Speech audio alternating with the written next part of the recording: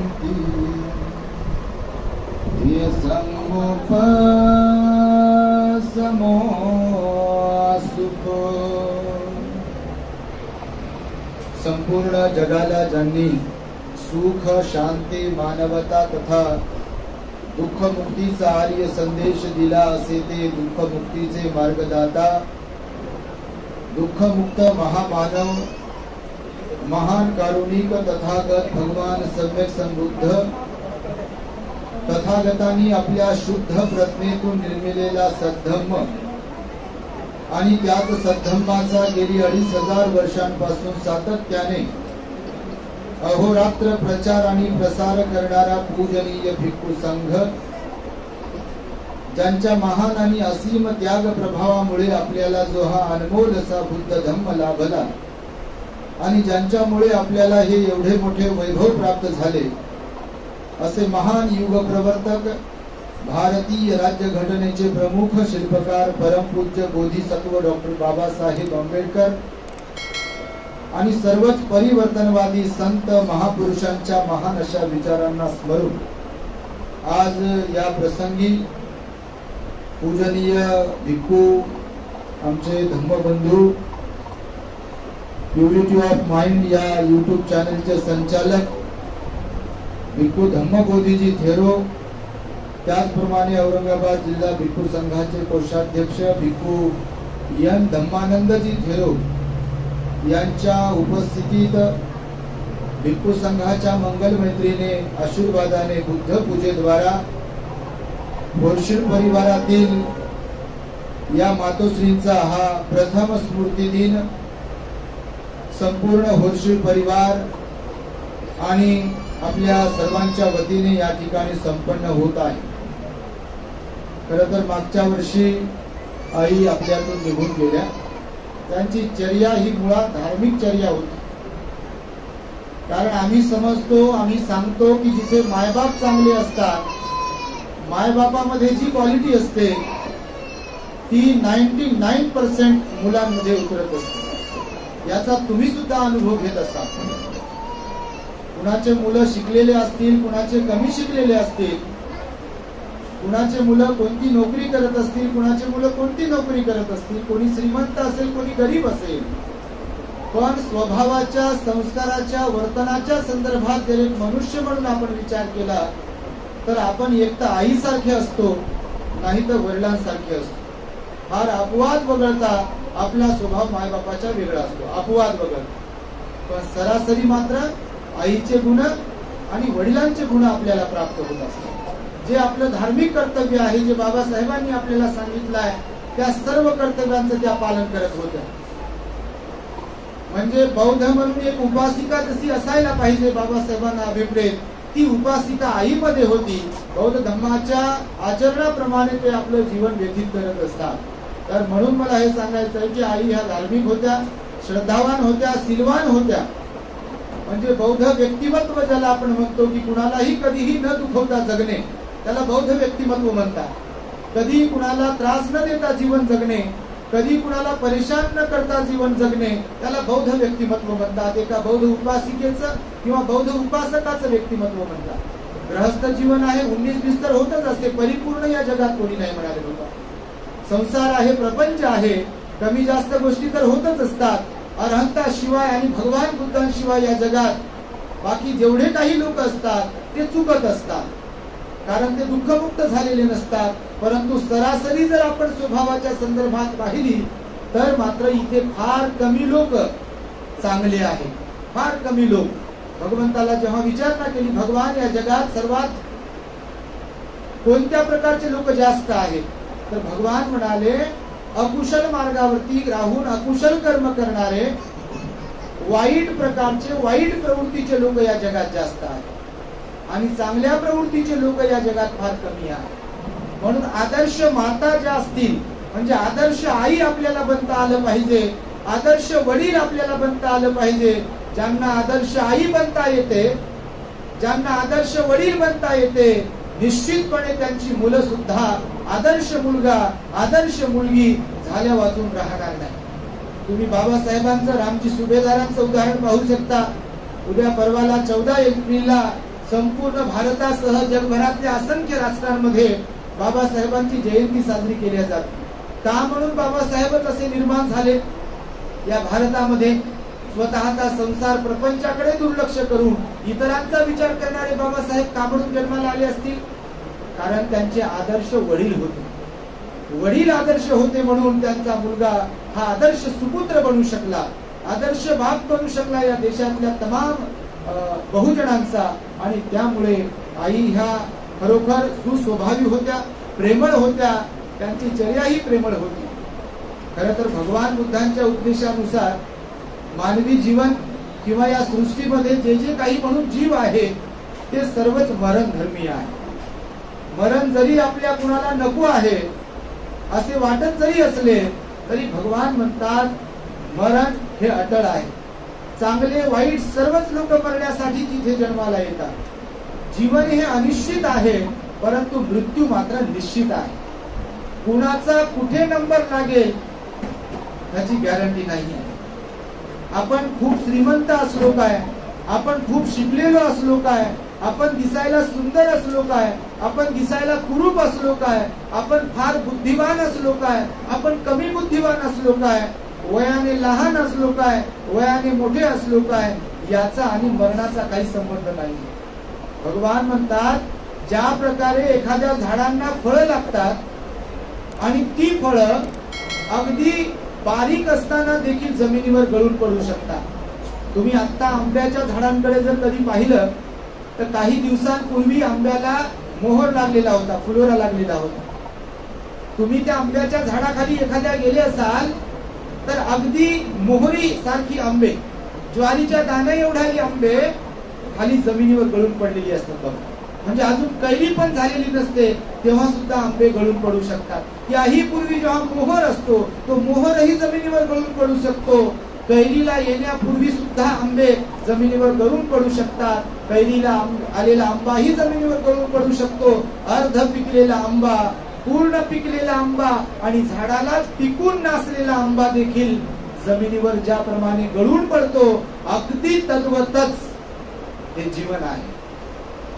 आईच्या उदरात असतानाही आपण जाऊ शकतो. तुम्ही ग्रहस्थ आहात, भगवान बुद्धांनी उपदेशांमध्ये आपल्याला सांगितलेलं आहे कधी कधी एका महिन्याचा मांसाचा गोळा, 2 महिन्यांचा, 3 महिन्यांचा मांसाचा गोळा आईच्या उदरात असताना तिथेच त्याला तो जे आपण म्हणतो की त्याचा जीव जाऊ शकतो, मृत्यू तिथेही येऊ शकतो. 4 महिन्याचं बाळ आईच्या उदरात असेल, 5, 6, 7, 8, 9 महिन्यांचं बाळ आईच्या उदरात असेल त्याला तिथे सुद्धा मृत्यू येऊ शकतो. नुकतंच जन्मलेलं बाळ जे आपल्याला दिसते की आता हे हात पाय हलवत आहे, डोळे उघडलेले आहेत, त्याचं बाळसं आपल्याला दिसते कधी कधी आणि बाळाला तिथे सुद्धा अगदी बाल्य वयामध्ये सुद्धा मृत्यू येऊ शकतो. कधी रात्रीतून तर कधी 2 दिवसांमधून तर कधी आठवड्यातून तर कधी पंधरवाड्यामधून सुद्धा बाळाला सुद्धा मृत्यू येऊ शकतो.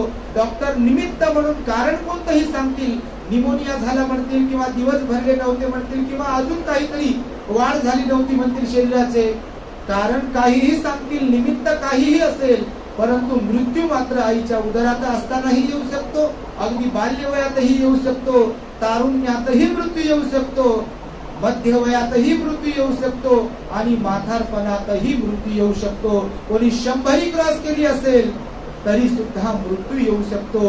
मृत्यूला ना पैसा थांबवू शकतो, मृत्यूला ना मायबाप थांबवू शकतात, मृत्यूला ना पती ना पत्नी ना मुलं बाळ, मृत्यूला ना आपली पदप्रतिष्ठा थांबवू शकते. मृत्यूला कुणीही थांबवू शकत नाही शिवाय कर्माच्या, पुण्यकर्माच्या. भगवान बुद्ध म्हणाले आयुष्य कमी जास्त मिळणे याला जबाबदार असतात आपले कर्म. आपला स्वभाव चांगला किंवा वाईट बनणे याला जबाबदार असतात आपले कर्म. आणि त्यामुळे भगवान म्हणाले जेवढं आयुष्य आपल्या वाट्याला मिळालेलं आहे, प्राप्त झालेलं आहे, त्या आयुष्यामध्ये तुम्हाला त्या आयुष्याला सदुपयोगी लावता आलं पाहिजे.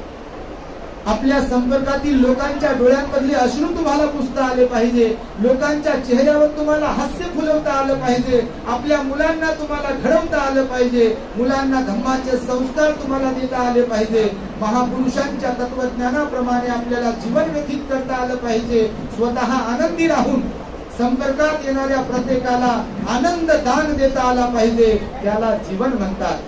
म्हणून संतांचं वचन आहे, मरावे परी कीर्तिरूपी उरावे.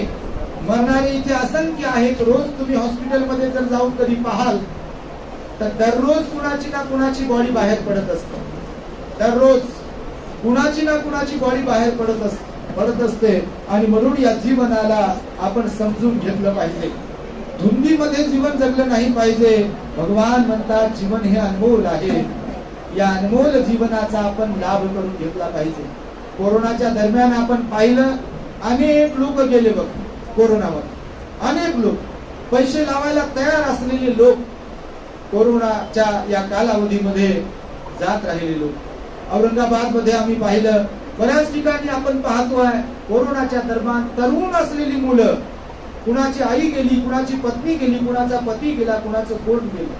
पैसे लावायला लोक तयार होते. कोरोनाच्या दरम्यान तर आपण पाहिलं, एरवी अंत्यविधीला लोक जातात, पूजा वंदना करतात, काय काय आपापल्या धर्मरीती रिवाजाप्रमाणे पूजा वंदना करतात. परंतु या कोरोनाच्या दरम्यान आम्ही पाहिलं, ना आई मौतीला जाऊ शकली मुलाच्या, ना आईच्या मौतीला मुलं जाऊ शकली. जेव्हा घाटीमधून अँब्युलन्स जात होती, 5-6 लोक बॉडी घेऊन जात होते, तेव्हा व्हिडिओ कॉल करून दाखवत होते घरच्या लोकांना की आता बॉडी आम्ही घेऊन चाललो आहोत. विशेष म्हणजे पूर्ण झाकलेली ती बॉडी असायची. ना कोणी पाणी पाजवायला तिथे तयार असायचं, ना कोणी पाय धुवायला तिथे तयार असायचं, ना कोणी चेहरा पाहायला तिथे तयार असायचं. अशी वाईट परिस्थिती अनुभवली बघा या 2 वर्षांच्या कालावधीमध्ये लोकांनी.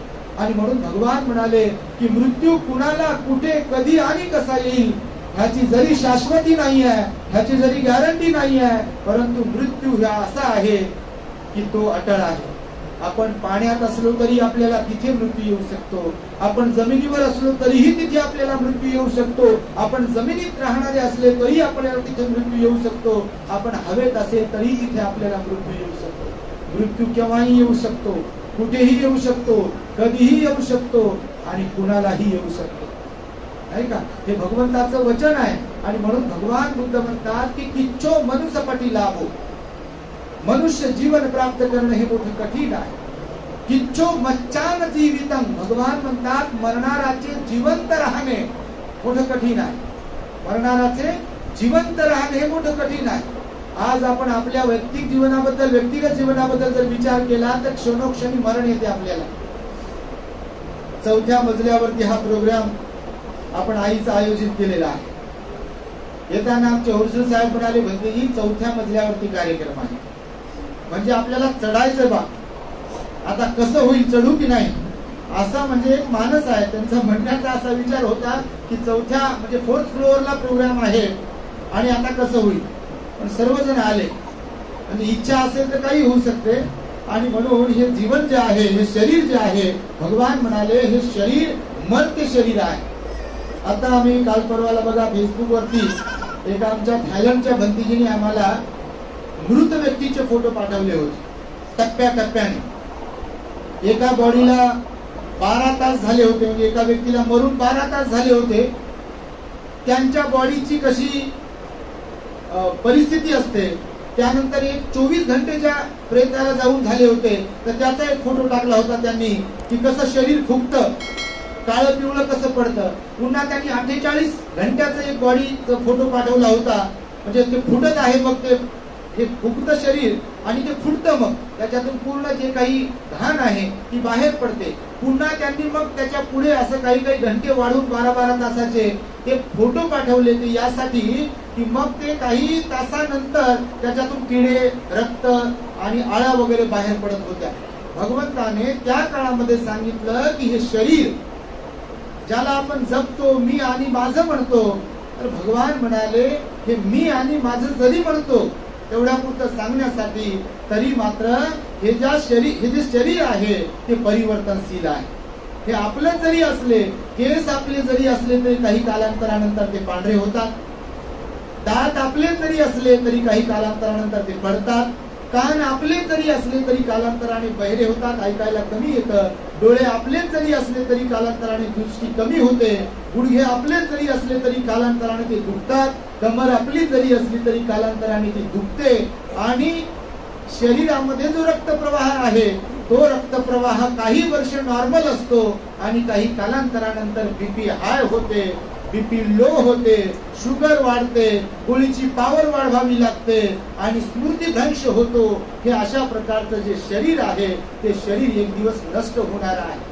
आणि म्हणून भगवान म्हणतात की जोपर्यंत हात चांगले आहेत तोपर्यंत त्या हाताने दान पुण्य करा, लोकांना मदत करत राहा, लोकांचे अश्रू पुसत राहा, लोकांच्या चेहऱ्यावर हास्य पुरवत राहा.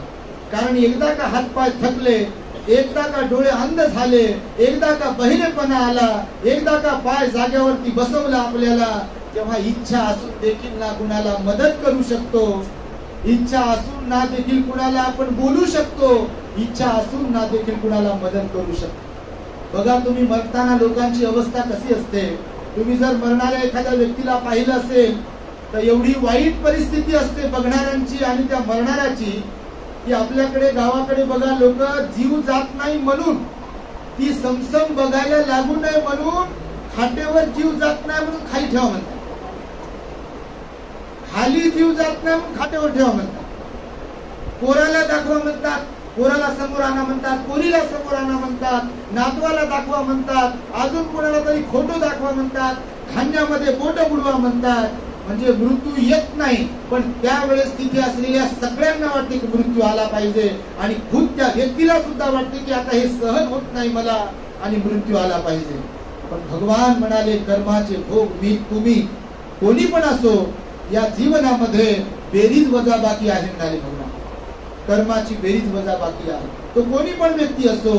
आणि म्हणून आपण धन किती कमवलं, भौतिक दृष्ट्या आपण काय काय कमवलं, त्यापेक्षा आपण आपल्या मनाला निर्मळ बनवलं की नाही, आपण आपल्यामध्ये असलेले अवगुण नष्ट केले की नाही, कमी केले की नाही, आपण आपला स्वभाव चांगला बनवला की नाही, आपण दानपुण्य केलं की नाही, आपण शील पालन केलं की नाही, आपण ध्यान केलं की नाही, ह्या गोष्टी अत्यंत महत्वाच्या आहेत. ह्या गोष्टी जर कमवता नाही आल्या तर जीवन हे निरर्थक आहे म्हणाले भगवान बुद्ध. भगवान बुद्धांचं उदाहरण तुम्ही पाहू शकता. राजवाडे आणि सर्व काही त्यांच्याकडे होतं, परंतु लोकांना दुःखातून मुक्त करण्यासाठी, स्वतः दुःखमुक्त होण्यासाठी त्यांनी गृहत्याग केला आणि गृहत्याग करून जेव्हा ज्ञान प्राप्त झाले तेव्हा ते ज्ञान त्यांनी अनेक लोकांना वाटले आणि म्हणून त्यांच्या ज्ञानाच्या जोरावरती, कीर्तीच्या जोरावरती आज 2500 वर्षानंतर भगवान बुद्ध जिवंत आहे. बाबासाहेब आपल्यातून निघून गेले, 60-65 वर्ष होऊन गेले. परिवार त्यांनाही होता, परिवारासाठी तेही जगले, परंतु त्याशिवाय जे जीवन आहे समाजाभिमुख होऊन जीवन जगणे ज्याला म्हणतात ते जीवन बाबासाहेब जगले. आणि म्हणून आपल्यातल्या प्रत्येकाला आज बाबासाहेबांच्या जयंतीच्या निमित्ताने म्हणा किंवा दररोज म्हणा असं वाटते की जणू काही खरोखर माझेच वडील बाबासाहेब आहे. वाटते ना, प्रत्येकाच्या हृदयात बाबासाहेबांनी घर करून घेतलाय. हालाकी ना रक्ताचं नातं आहे आपलं, ना आपण बाबासाहेबांना पाहिलं. आणि म्हणून आपले कर्म असे असावेत, आपला स्वभाव असा असावा की लोकांनी आपण मृत्यूनंतर सुद्धा आपल्याला जिवंत ठेवलं पाहिजे. आज फक्त असं वाटतं की बाबासाहेब शरीराने गेले, परंतु कीर्तीने, स्वभावाने, आचरणाने बाबासाहेब अजरामर आहेत आणि आपल्या सोबत आहेत असं फील होतं आपल्याला. आणि म्हणून या जीवनाला समजून घेण्यासाठी भगवान बुद्धांनी सांगितलेल्या काही उपदेशांना आपण ध्यानात घेतलं पाहिजे. आई वडिलांची सेवा केली पाहिजे.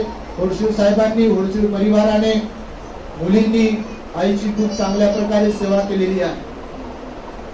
हे सृष्टी जी आहे, पृथ्वी जी आहे गोल आहे. मी नेहमी सांगतो, म्हाताऱ्या लोकांची ज्या घरामध्ये सेवा होते त्या घरात वाढणारी मुलं आपली सेवा करू शकतात, कारण आपण त्यांच्या समोर आदर्श ठेवलेला असतो. पण आपण आपल्या मायबापाची, सासू सासऱ्यांची सेवा केली नाही तर भलेही मुलं तुमचे इंजिनियर बनतील, डॉक्टर बनतील, अजून काय काय बनतील, पण मानवी जीवन जगत असताना एक मनुष्य म्हणून त्यांना जर मायबापाने घडवलं नाही तर पैसे भरपूर येतील, पण मनुष्य जीवन त्यांना न समजल्यामुळे ते मायबापाला सांभाळू शकत नाही. बहिणीचं महत्व कळत नाही, भावाचं महत्व कळत नाही आणि घरात असं वातावरण आहे हे आम्ही पाहतो. श्रीमंती भरपूर आहे लोकांकडे. आज आम्ही नेहमी सांगतो, धनाने लोक आज श्रीमंत झालेली आहेत, धनाने लोक श्रीमंत झालेले आहेत, गडगंज श्रीमंती आहे लोकांकडे, पण जेवढं धन लोकांकडे वाढत आहे तेवढंच लोकांचं मन छोटं छोटं होत चाललेलं आहे. धनाने श्रीमंतीनं लोक मोठे होत चाललेले आहे, पण मनाच्या श्रीमंतीनं लोक कंगाल होत चाललेले आहे. ना आईचं महत्व पहिल्यासारखं राहिलं आहे, ना वडिलांचं महत्व पहिल्यासारखं राहिलं आहे, ना भावाचं महत्व पहिल्यासारखं राहिलं आहे, ना बहिणीचं महत्व पहिल्यासारखं राहिलं. माणसं माणसांना सहन करत नाही, माणसं माणसांना सहन होत नाही, माणसं माणसांना समजून घेत नाही, माणसं माणसांना इथे समजून सांगत नाही. अशी परिस्थिती घराघरांमध्ये आहे आणि त्याला आम्ही समजतो सर्वस्वी जबाबदार जर कोण असेल तर ते मायबाप असतात. म्हणून मी मगाशी आईच्या बद्दल गौरवपूर्ण उद्गार काढले की ती आई खरोखर धार्मिक होती, श्रद्धावान होती. मी तुम्हाला छोटीशी एक स्टोरी सांगतो माझ्या शब्दांना पूर्णविराम देण्यापूर्वी, की मुलांना घडवणं खरंच खूप महत्वाचं आहे हे जीवन जगत असताना. आज जसा आईचा आपण प्रोग्राम करतो आहे इथे स्मृती दिनाचा, पुण्यस्मरण दिनाचा, एकदा एक श्रीमंत घरची महिला आपल्या एका मुलीला घेऊन, एक 10-15 वर्षांची मुलगी असेल त्यांची, आपल्या मोटार कार मध्ये त्या मुलीला घेऊन घरी चालली होती. घरी जात असताना रस्त्यामध्ये एक भाजी मंडी लागली. त्या भाजी मंडीमध्ये एक भाजीवाली बाई बसली होती आपल्या 10-15 वर्षाच्या पोरीला घेऊन भाजी विकण्यासाठी. ती श्रीमंत महिला जी आपल्या मुलीबरोबर गाडीत होती तिने गाडी लावली अशी आणि आपल्या मुलीला सांगितलं की जा बेटा, जाऊन त्या माथारीकडून भाजी घेऊन ये आणि हे 100 रुपये घे. आणि ती मुलगी उतरली त्या गाडीतून, त्या आईजवळ गेली भाजीपाल्यावाल्या आणि ती म्हणाली की हे म्हातारे भाजी कशी दिली? ती म्हणे बेटा 40 रुपये किलो दिलेली आहे. मग ती म्हणाली की हे म्हातारे मला 1 किलो भाजी दे. तिने ती भाजी घेतली त्या मुलीने आणि ती भाजी घेतल्यानंतर 100ची नोट त्या म्हातारीच्या अंगावरती अशी फेकून दिली आणि गाडीमध्ये निघून गेली. गाडीचा दरवाजा लावेपर्यंत या भाजी विक्रेत्या महिलेची जी 10-15 वर्षांची मुलगी होती तिच्यासोबत, ती लगेच धावत धावत गेली 60 रुपये घेऊन आणि गाडीला असं थाप मारला दरवाजाला आणि काच खाली केल्यानंतर म्हणाली की मॅडम हे तुमचे 60 रुपये. तर ती बाई म्हणाली की नाही नाही तुलाच ठेव ग, जा.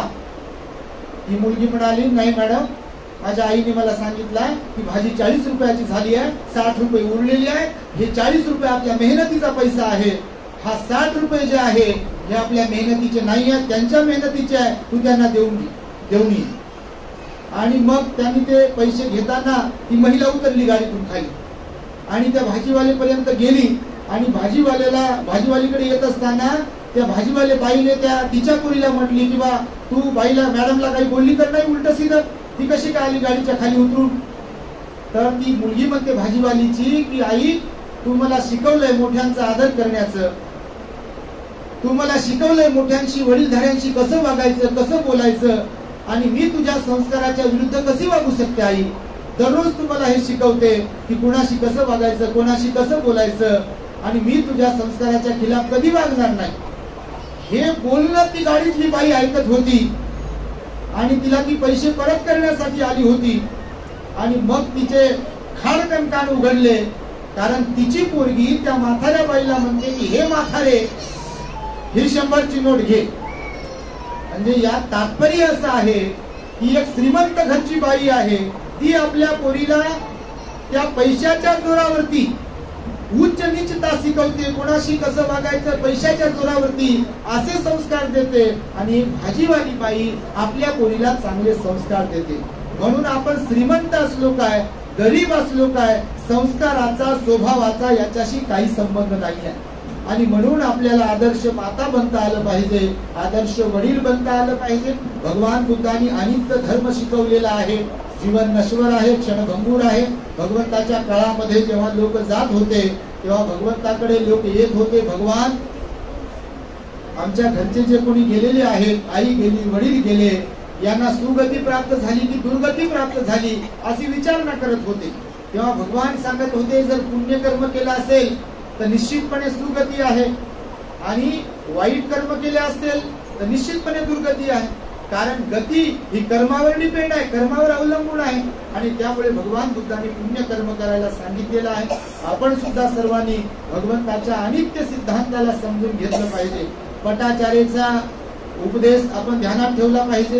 किसा गौतमीचा उपदेश आपण ध्यानात ठेवला पाहिजे. विशाखा मिगार मातेला केलेला उपदेश ध्यानात ठेवला पाहिजे. भगवान म्हणाले जे जे जन्मास येतात ते ते इथे कायमस्वरूपी कोणी राहत नाही. चांगलेही जाण्यासाठी येतात आणि वाईटही जाण्यासाठी येतात. भगवान बुद्ध 80 वर्षे जगले, बाबासाहेब 60-65 वर्षे जगले. जेवढे संत महापुरुष इथे जन्माला आले ते सर्वच्या सर्व होऊन गेले. म्हणजे इथे अजून कोणी कायमस्वरूपी नाही आहे. तासव 200-300 वर्ष जगतो असं म्हणतात. आताची माणसं 50-60 वर्ष जगतात. या आईंच्या वयाचे जे लोक आहेत त्यांना मात्र आयुष्य जास्त होते. आणि म्हणून आपण सर्वच मरणधर्मी असल्या कारणाने आणि आपला कधीही नंबर लागू शकतो. हे मी मगाशी आपल्याला सांगितलं. आपण कुठेही जाऊ शकतो. मी नेहमी सांगतो, आता 1-2 महिन्यांपूर्वी बघा वर्ध्याजवळ एक ऍक्सिडेंट झाला होता. तुम्ही वर्तमानपत्रामध्ये बातमी वाचली असेल तर. वर्धा जिल्ह्याजवळ एक ऍक्सिडेंट झाला होता. रात्री 11:30 पावणे 12 वाजता मेडिकल फील्डला असलेली 5-6 मुलं 11:15 वाजता केक कट करतात. सीसीटीव्ही फुटेज मध्ये फेसबुक वरती ते व्हायरल झालेलं होतं. त्या हॉटेलावरती जातात 5-6 मुलं मेडिकल फील्डला असलेले, मेडिकलचं शिक्षण घेत असलेले 11:15-12च्या दरम्यान काहीतरी केक कट करतात. केक कट करून तो जल्लोष साजरा करतात, तिथे एन्जॉय करतात काय जे करतात ते. आणि एकमेकांना असंही बोलले असतील ते की तुमचे हजारो साल के दिन हो 50,000. आणि त्याच्या पुढच्या क्षणाला ते तिथून निघतात त्यांच्या गाडीतून. गाडी भरधाव वेगाने त्या हॉटेला समोरून हायवेने पुढे जाते आणि पुढे थोड्याच अंतरावरती गेल्यानंतर एका ब्रिजवरून, एका पुलावरून 40 फूट खाली ती गाडी तेवढ्या स्पीडने कोसळते आणि गाडीचा पूर्ण भुगा वाजते, तिथे नासधूस होते, पूर्ण गाडी खराब डॅमेज होऊन जाते. आणि गाडीमध्येच त्या मुलांचा पूर्ण बॉडी एकदम छन्न विच्छिन्न होते. जागेवरती हाडं मांस वगैरे त्यांचं तिथे असतं. क्षणभरापूर्वी त्यांनी विचार तरी केला असेल का की पुढल्या क्षणाला आपण जाऊ म्हणून? मृत्यूचं असंच आहे. आपल्याला वाटतं आपण धडधाकट आहोत, काही होणार नाही असं म्हणणं वेगळं, काही होणार नाही. पण कर्मविपाकाने आपला कधी वेळ येईल आपल्यावरती हे सांगू शकत नाही. आपल्याला कधी कधी दवाखाना सुद्धा सापडत नाही. तुम्ही बघा, कधी तुमच्या नातेवाईकांमधलं कोणी असं असेल तर कधी कधी दवाखान्यात घेऊन जात असतात ऑटोमध्ये, अँब्युलन्स मध्ये. दवाखाना येण्याच्या पूर्वीच जीव जातो बघ. असं बऱ्याचदा होतं. आणि कुणाच्याही वाट्याला असा मृत्यू येऊ शकतो. लोक वेगवेगळ्या प्रकारे मृत्यूला कारणीभूत ठरतात. आणि त्यामुळे या जीवनाला आपण समजून घेतलं पाहिजे. जोपर्यंत आपण जिवंत आहोत, जगत आहोत, ते आयुष्य आपलं चांगल्या मार्गामध्ये आपण घालवलं पाहिजे. नेहमी माणसांशी चांगलं वागलं पाहिजे. आई वडील एकदा गेले की नंतर पश्चाताप उरतो बघा. बऱ्याचदा असं होतं की आई गेल्यावर खूप आठवण येते आपल्याला. कारण आईचा जो हात आपल्या डोक्यावरून फिरत असतो तसा हात कोणाचाही आपल्या डोक्यावरून फिरत नाही. आईचा जो तो आशीर्वाद असतो, कसाही मुलगा असो, कशीही मुलगी असो, आपण सर्वजण पाहतो. कोणता साहेब जरी पोरगा असेल तिचा, पण पोरगा जवळ आला, पोरगी जवळ आली की असं करते ती माय आई, मुका घेते, असे बोट मोडते आणि तिचं जे प्रेम आहे आशीर्वाद रूपी ते व्यक्त करत असते. आणि हे आईशिवाय या जगात दुसरं कोणीच करू शकत नाही. आणि केलं तरी आईच्या त्या आशीर्वादाची, त्या मायेच्या हाताची, प्रेमाची सर या जगात कोणालाच येऊ शकत नाही. हे भगवंताचं सुद्धा वक्तव्य आहे. अरहंताला सोडून, म्हणजे अरहंत आणि बुद्धाला सोडून या जगात निस्वार्थपणे प्रेम करणारं जर कोण असेल, निरपेक्ष भावनेनं जर प्रेम करणारं कोणी असेल तर ती फक्त आई आणि आईच असते. आणि म्हणून आई सदा सर्व काळ ग्रेट असते, ती श्रेष्ठ असते. म्हणून ज्यांना आई आहेत, वडील आहेत, त्यांनी जिवंतपणे मनोभावे त्यांची सेवा केली पाहिजे. कारण ते जे अंतःकरणातून आशीर्वाद देतात तो आशीर्वाद असतो जागृत देवस्थानाने दिलेला आशीर्वाद. जागृत देवस्थान हे आई वडील असतात आणि आई वडिलांचा आशीर्वाद आपल्याला प्राप्त करता आला पाहिजे. बाबासाहेबांनी पश्चातापाची भावना व्यक्त केली बऱ्याचदा की माझी आई लहानपणीच मला सोडून गेली, याचं मला नेहमी नेहमी दुःख होते. माझी आई असती आता आणि मला जर बॅरिस्टर झालेलं तिनं पाहिलं असतं तर तिला किती आनंद झाला असता, असं बाबासाहेबांनी बोलून दाखवलेलं आहे. कारण आपण आपली जेव्हा प्रगती होते किंवा लोकांमध्ये आपला नावलौकिक असतो तेव्हा सर्वात जास्त आनंद जर कुणाला होतो तर तो फक्त आणि फक्त आईला आनंद होत असतो. आणि म्हणून आपल्या होरशळ आई ह्या खरोखर या मी जे सांगत आहे त्याला पात्र होत्या आणि त्या आपल्यातून निघून गेल्या. त्यांच्या कर्मविपाकानुसार त्यांच्या मुलांच्या वतीने, त्यांच्या मुलींच्या वतीने पूजनीय भिक्खू संघाला इथे सन्मानपूर्वक निमंत्रित करून जो काही त्यांचा पुण्य स्मरणाचा स्मृती दिनाचा कार्यक्रम इथे संपन्न होत आहे, तेव्हा निश्चितपणे या निमित्ताने आपण जे काही भिक्खू संघाला दान पुण्य करीत आहात त्या संपूर्ण पुण्यकर्माच्या प्रतापाने बुद्ध धम्म आणि संघाच्या अनुकंपेने आईच्या पंचोपादान स्कंधांना सुगती प्राप्त होऊन आपल्या परिवारास सुख शांतीचं जीवन प्राप्त हो, अशा प्रकारची मंगल आणि उदात्त कामना या ठिकाणी व्यक्त करतो. माझ्या शब्दांना पूर्ण विराम देतो. भवतु सर्वमंगलम, भवतु सर्वमंगलम, भवतु सर्वमंगलम.